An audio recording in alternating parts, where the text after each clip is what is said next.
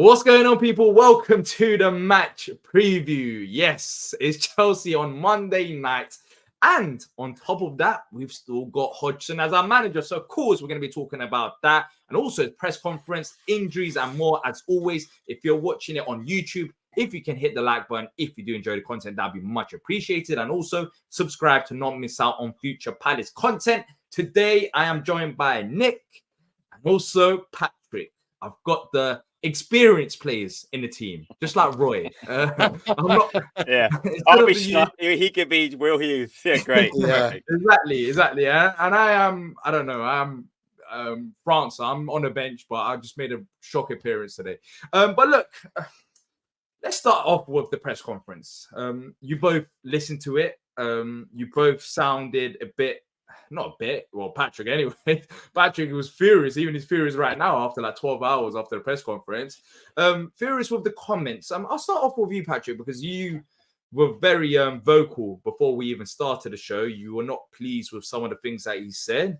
Just going into this game, what did you make of his comments then in a pre-match press conference? He spoke about a variety of issues about, the club being toxic, the players being out injured and more. But for you, what annoyed you so much that, on nearly 10 p.m., well, in the UK anyways, on a Thursday night, you still can't get over it?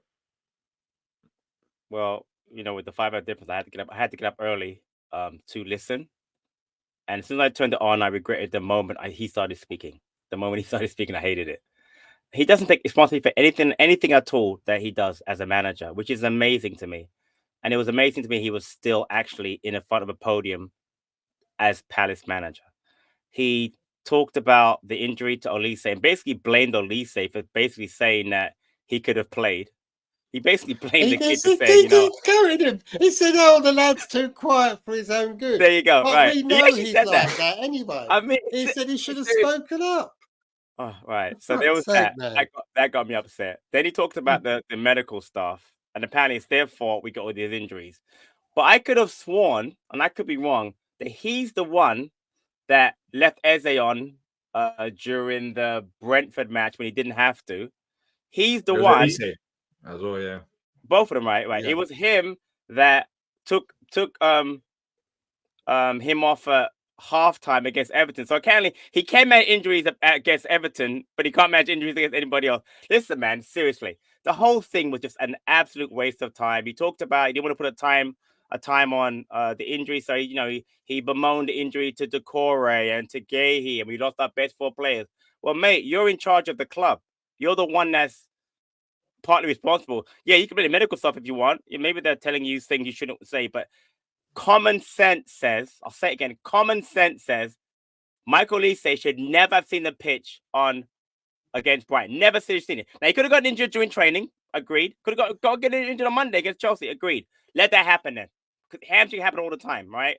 Poor Zach Marsh today during Chelsea catch got I think he got a hamstring injury today. It happens all the time. But why put him in danger when he didn't have to? So again, he just doesn't get it, man. I know he talks about the banners and how people shouldn't be upset.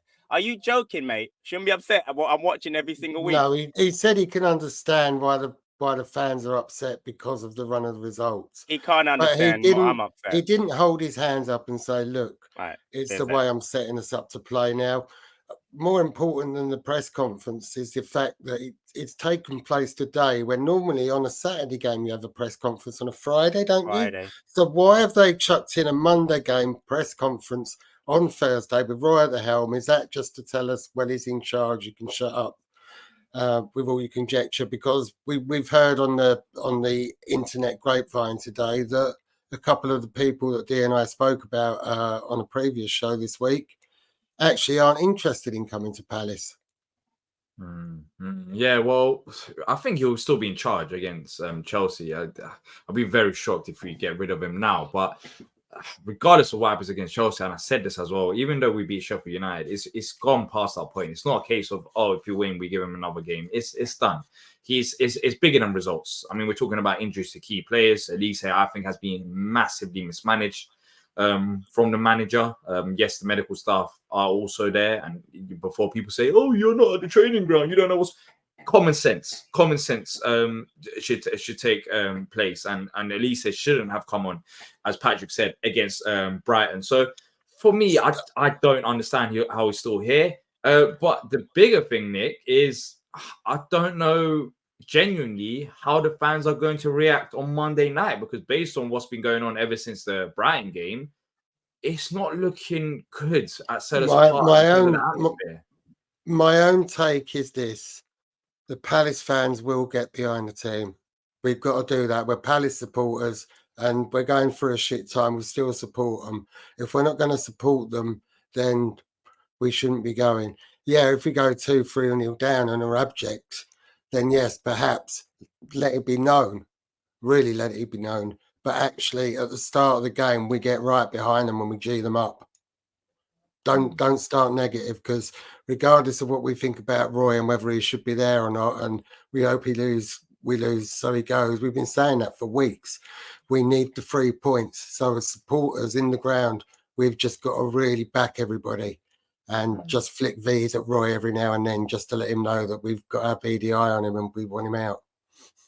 Yeah, but how do you do the both of them? I mean, this is the hard thing about it. I've heard people say that you have to voice your concerns against Roy even before the game or during the game. But then again, we're also in a sticky situation in terms of where we are in the league table and the points, and every game matters, and we have to get behind the team. And that's why if you add the combination of both, you have to get behind the team, but you're also not happy with the manager. And some people want to raise the concerns with the manager and the owners. I just don't know how both the combinations work. As you age, D, you'll get to understand these little complexities that come across in life. We'll just have to get along there and wait and see, won't we? See what the vibe is. See what happens over the weekend. Crazier things have happened. What do you think about the fact that we're going to face a Chelsea team that seemed to have come off? Again, on the other show, D, I said to you that a lot of other clubs are in trouble, and Chelsea kind of had a little bit of that last week, didn't they, with their bad run of results, and everybody all over Chelsea Twitter was screaming for Mourinho back. But they came good against Villa, who have been a bit weird because they've been very up and down, Villa, haven't they? They're either win by a lot or lose by a lot. So what do you think of that? Do you think Chelsea were just on an informed game, or Villa fielded a weak side? Should we be overly worried? Will they return back to their league form, which has been a bit crap? Well, I recorded the opposition preview, so make sure to check that out if you want to know a bit more about Chelsea. But just briefly, I mean, it's still way too inconsistent for Chelsea fans. They want to see a bit more. I think that game was one of the best performances so far this season. They have got quality players, but they haven't been performing to the levels, and they're blaming a manager for that. So, yeah, I mean... Sound familiar? Yeah, exactly. but I'll be honest, Nick. We've gone past that stage. Like, I mean, we faced Chelsea in the reverse fixture. We faced Chelsea in the reverse fixture with Elise playing, and we still lost to them because I feel like we gave them too much respect at Stamford Bridge, and they were struggling then. Yeah, they didn't come into that game with a performance like they did against Villa. I think Villa game was arguably one of the best performances they've had all season long. So for me, I've said it all along. People look at the fixture list, but the fixture list under this manager, I don't think it means much unless you're facing Sheffield United or maybe the Burnleys. That's the only two teams. I mean, even against Luton or Everton or all the other teams, I just don't have faith. I only have faith maybe against two teams. Maybe we can compete against two teams. So for me, it doesn't really matter how good or how bad Chelsea are, because I think we're nowhere near the levels. And I don't know what Patrick thinks, but when it can I ask Patrick a question on that? Sorry, D, on the levels. It's been reported, Patrick, that Roy only trains the players 3 times a week. Now, you've coached football, obviously not to that high level, but quite a high level. What difference does it make for the match day if you're training a lot less? You're not going to be as sharp if you train less. You can't get enough tactics across to the players if you train less. And for me, it's not a great idea. I don't understand. How can you train less and get more injuries?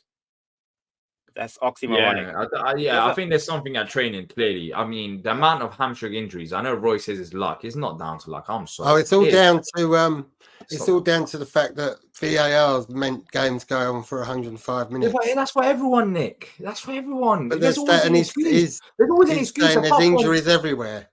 Yeah, there's injuries everywhere, but not this many hamstring injuries. Not everyone that has a hamstring. It feels like everyone's falling from the under 18 to the under 21 to the first team. There's clearly something wrong. There's always an excuse. There's always an excuse apart from the manager himself. I haven't heard one bad thing. The manager say, you know what, I got wrong today. I've heard him blame the youth. I've heard him even call the fans spoiled. I've heard everything apart from him, from the manager, apart from him saying, you know what, my bad. You know, maybe I should have changed it. I'm sorry. I think his ego is off. Well, with the injuries, correlation does not mean causation. So just because there's a lot of injuries, it might not be. Yeah, but then, it might just be coincidental. But there will be factors. Okay, let me ask you this question: do you think it's coincidental? Some of it is, I think. I just think we're just having shit luck. We're just having shit luck. It feels like hamstring injuries have been a main concern for Palace this season. How can we have that many hamstring injuries as a coincidence? If it was, I don't know, something else apart from hamstring, and at least had one thing, Eze had enough. But when you have this many hamstring, you have to raise questions, and you have to realize that it's not a coincidence. It doesn't feel like a coincidence. You look at also, it doesn't help when you're seeing leaks from on Twitter from the medical staff and how they've criticized Roy and they basically don't like working with him. It doesn't help the situation. It even adds to that narrative that it's not luck. The manager must definitely play a part to it. I mean, we've seen the comments. It was a long paragraph from I think it might be Dr. Zaf. I'm not exactly too sure who exactly it was, but he's leaving the club this summer, and he's previously said that clearly to a fan that he doesn't enjoy the strategies that Roy uses. I don't think leaving the club. I don't know about Roy's going. What was that? He's not leaving the club because Roy's going. I don't know. I think he's leaving anyway. I think he's going to be joining Arsenal. But Patrick, do you think it's down to luck? It can't be. So I'm going to name that there are 7 current injuries in the Palace squad. Rob Holding, ankle injury. Nathan Ferguson, hamstring. Joe Ward, leg injury. Jesrek Sakri, hamstring. Michael Olise, hamstring. Richard Eze, hamstring. Czech Decore, Achilles. Right. More than half of those injuries. 2 of those, though, are compounded there from previous hamstring injuries. So it's the hamstring not been brought back right. So, okay, so Elise is a great example of that. I forgot to mention Mark Gahey got injured. Obviously, was not a hamstring. But the point being is that you can't say it's bad luck when so many of them are the same injury.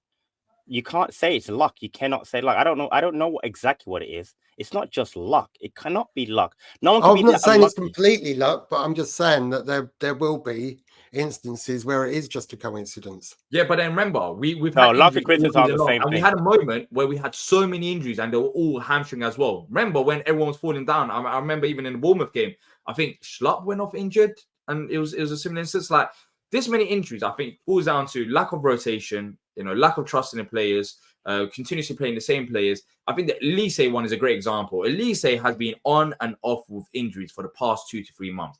And the reason for that isn't luck. The reason for that is mismanagement. We saw it in early December. There was apparently warnings to Roy about Elise's game time. You continue to play them. Brentford game, 3-1 up, he pulls up. And then afterwards, he's out injured. He comes back, another injury. And that is not luck. I'm sorry, Nick, but that is not luck. That is just, it clearly shows that there's mismanagement there. And that's why it goes down to the manager. And I think that's why now the board have this week, according to reports, that they're done with Roy. They just need to find a replacement. I think that's the reason why it is, because let's not forget, I mean, Elise is a key player, but we're also damaging his reputation, which is gonna hurt us. His value, I think, it should be high. It should be at least 70 million. I think he's got all the talent in the world. But teams will naturally look at Elise and say, wait, hold on a minute. Is he injury prone? I mean, look how many injuries he picks up. And I think that's not down to Elise. I think that's down to us mismanaging him. I really think it falls down to the club. I want to add one more thing.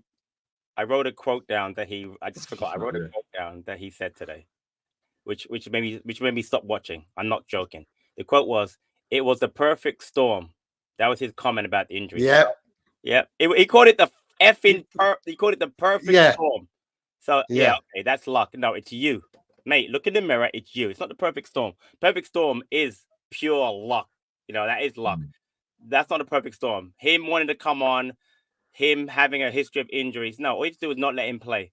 And Eze the same way. Eze, by the way, has been nursing that hamstring all season also, and has been mismanaged. Not to the extent of at least the injury was much worse. He got it during the under 21s for France during the summer, but it took a long time to come back. But Eze's been in and out the entire season. Has not been managed properly either. Why? Because we are Eze and Olise FC, and without those two, we have no team, according to this manager. Because another comment he made this morning about the youth kids that talk about the future. No, you want to talk about France or Ahmad or Ozo in a positive light again. They may play this weekend, they might not. I mean, it's just so. It'll be Will Hughes and Jeffrey Schlupp. I know. So let's talk about that. So who's going to be the replacements? I think Gay is going to be interesting. We'll mention him towards. Joe Ward's back in training. I saw. So there you go. Yeah, Joe Ward back in training. Look for Olise. Who do we think is coming in then? How are we going to line up against Chelsea? Are we expecting a Jeffrey Schlupp, Jordan Ayew, or could France finally get his opportunity due to how toxic it is and Roy being under pressure? I mean, who's the replacement? Who started the last game? Wasn't it Schlupp and Ayew? It's not going to change. I mean, he's not going to change that. There's no chance he changes that. So who else is out? No, he will be Richards most likely. Eze will be. That's a great question. Eze is the wild card. I have no idea who replaces Eze. Well, who's technically? Well, that's he's been playing as like a number 10. Okay, there you go. Yeah, the wonderful number 10. Yeah, the blonde bombshell. The blonde target man. The albino target man. But do you think he'll change it? Like with I don't know, with Will Hughes, because it's not working. He's not number 10, and he's got Ahmad Al France there. But it doesn't change, Dieter. That's what's so bloody frustrating. It's not going to change. I'll be surprised if he does change it. But look, it's just depressing, isn't it? We just want somebody to bloody do something different, except not do the same thing over and over and over and over and over again. I posted a picture on Twitter today of Simon Jordan welcoming Peter Taylor. Oh, much happier times. Be careful what you wish for. That's what Patrick's holding up for those who listen to the podcast. Anyway, so another comment that he made, I forgot about that. And another comment he made today was about. Oh my days! I have to remember what the comment was. He made a comment again that got me so upset about the team. It'll come to me. I was going to say when Patrick's thinking of that, DR. Do we know if Patrick actually got up especially to watch the press conference, or is he just old and was up for a wee and thought, I think he did for love of Roy. For his love of Roy, I think he got up. He just wanted to see him early in the morning. I mean, that's my wife. My wife goes to work still. She works. I'm not retired like me, so I take her to the train station in the morning. So I did not get up especially to listen to Roy Hodgson. God forbid. Like yes, God forbid that was true. Yeah. Well, we don't know. We'll believe your word. We'll believe your word. We'll believe your word. Face. Exactly. It's out of disdain on your face for the man. It's so sad, Patrick, because at the end of last season we loved him because of what he did. Loved him. You loved him. No, but he filled the gap. He got us up to 11th when we were in danger of relegation. Nick, please stop with that. He got us up to anything. When Villa left, we were in 12th. How did he get up anyway? We moved up one place. Please stop with that. Again, I posted it today. Because you want to go, we want to go there. Let's go there. The record against the team that we beat was the same record that Vieira had against our team in the first half of the season, except for one match. I think we lost to Forest early and we drew to them. Everything else, we beat the same teams, bro. You cannot tell me, don't stop with the propaganda. I know you guys want to go back and have a revisionist history about Vieira, and Vieira was not. He was not the greatest manager ever. He was not. But stop telling me how great of a job he did last year. I'm not having it. I am not having it. I'm never going to have it. Okay? Those 10 games were against. We play. Look, as far as I'm concerned, Patrick, I've paid my money for my season ticket, and I do too. And I'm in America. I do too. I can't get that one. I was there, and I watched us play some not bad football. Wasn't it, Dave? We played some good, entertaining football. I think he did deserve a bit of credit for that, but the same thing was the opposite happening now. The opposite's happening now, though. Yeah. The thing is, the last 10 games, that's fine. Like, he came last 10 games, kept us up, but then afterwards, I think the biggest mistake that we made is keep him on for one season. It just showed a lack of ambition, and I think that's why a lot of people are frustrated at the ownership group. It's like, what are we actually trying to do as a football club? Some people just want to see more than just staying up because, we've been a Premier League club, established Premier League club for about 10 years. And it's just with the players that we've got, how much we rate them. It's like, is staying up just simply good enough? And can we even stay up this season, which is worrying with all the talent that we've got? And it clearly shows mismanagement of the squad. And I think that's where the frustration really come from. But in terms of, just Chelsea and what's been going on with them, where do you think we can hurt them? I mean, look at the new signings. Munoz, I think he was exciting against Brighton, even though it was a bad result. Wharton came on. Roy, I think, mentioned him for the third goal, saying he was at fault. Surprise, surprise. They took that down, though. Took that quote down, didn't they? Yeah, they took that down. I saw it in the Palace website. I think that quote got amended, right? Yeah. Yeah. So it shows up where this club is at right now.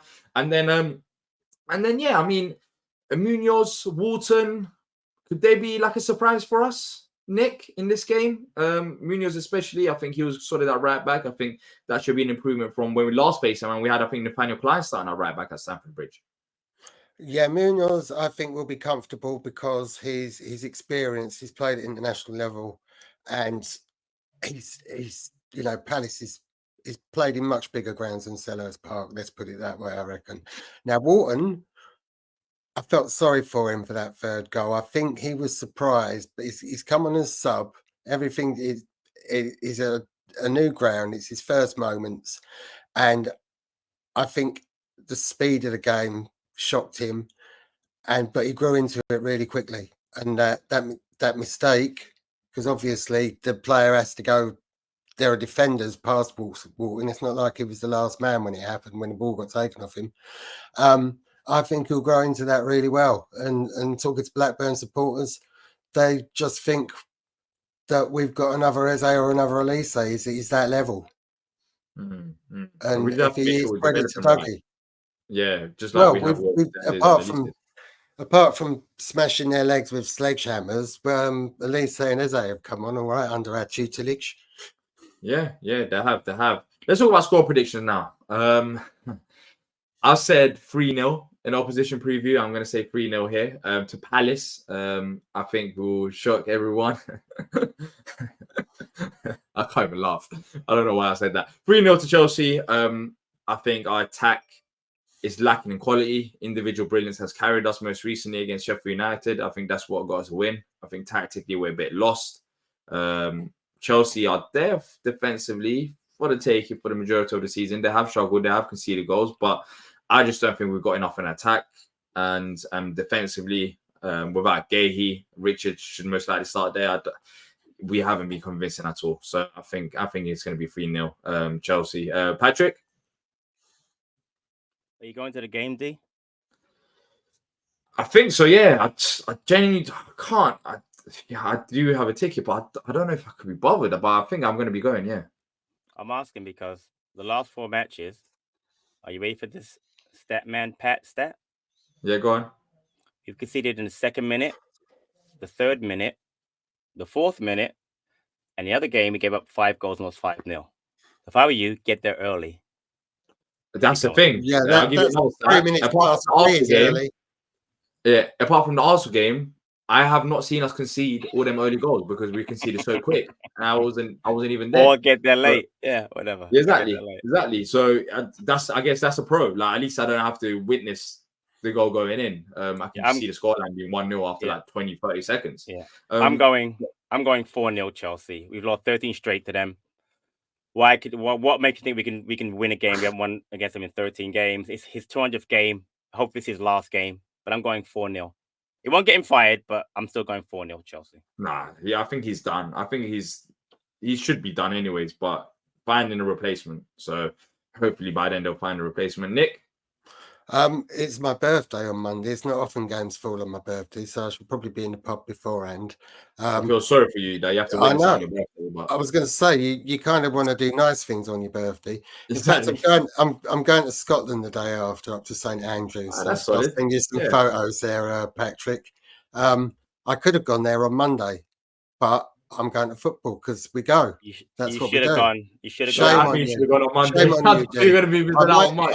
You're going to regret that. You're going to regret that. I guarantee you're going to regret that. I can't wait to see all the cursing in the chat. No, you're going to regret it. I can't wait to see you quote your. No, I know I'm going to fucking hate it. I'm seeing my brother. I'm seeing some mates. And that's also part of football. Part of the game is a night out and catching up with people. It's good to chat with Guy in real life from time to time when he's not staring at his phone, sending tweets from the back of the Nest account. We're going to lose 2-1.